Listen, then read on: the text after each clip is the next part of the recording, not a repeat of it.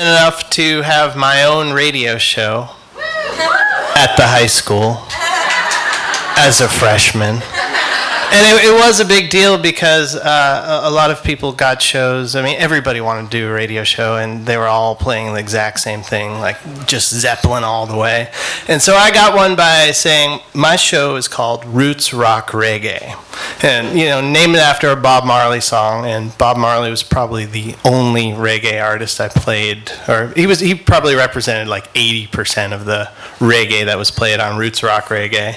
And what it was is basically just an opportunity for my friends and I to go to hang out together from noon to 4 every Saturday, and just hang out, listen to rock really loud, and dip chewing tobacco, and wrestle, and have record fights and horrible things like that. And nobody ever listened to us at all. Like every now and then a friend would call in and be like, he's sitting at home with his own tin of tobacco. And so I would go every week and bring all my CDs, all my mixtapes, and my friends would come, and my friend Todd would always, without fail, bring a single of Bruce Hornsby and the Range, which I would never play because it didn't fit into the roots rock reggae category.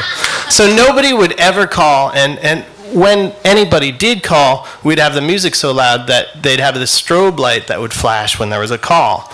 So we're just listening, and then all of a sudden the strobe flickers. So WYAJ, Roots Rock Reggae. The caller says, give me something I can bang my fucking head on the desk to. Wait, maybe it was, give me something I can bang my head on the fucking desk to. There was a head, there was a desk, there was fucking, I don't know. So I was like, who's this? You know, thinking it was one of my friends playing a joke, and he was like, you don't know me. You know, like the space between you don't know me is like he was having like a maniacal breakdown. Like, you don't know me.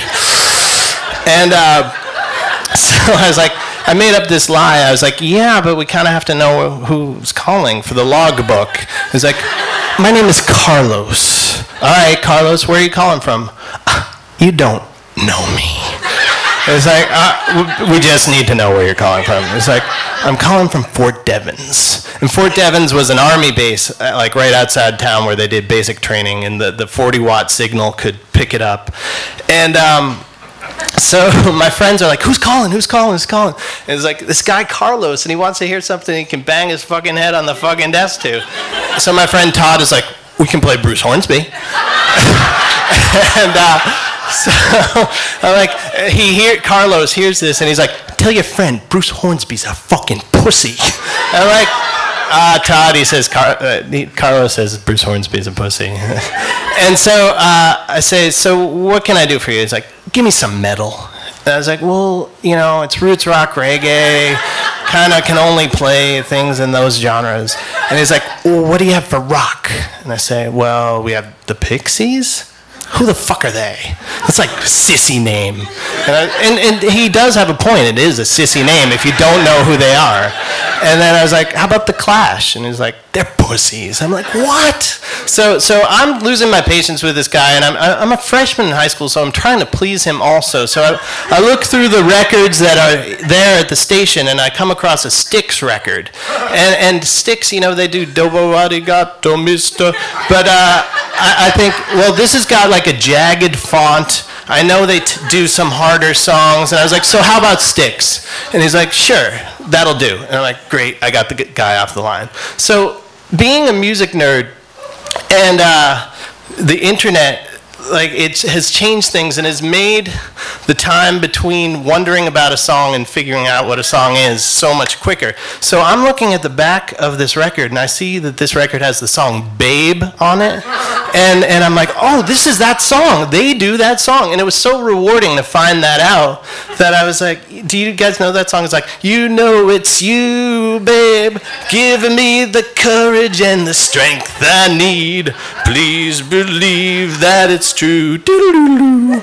Babe, I love you. And so I am just so excited that I figured out what this song is that I, you know, say, all right, our next song's going out to Carlos by request. This is Styx with Babe.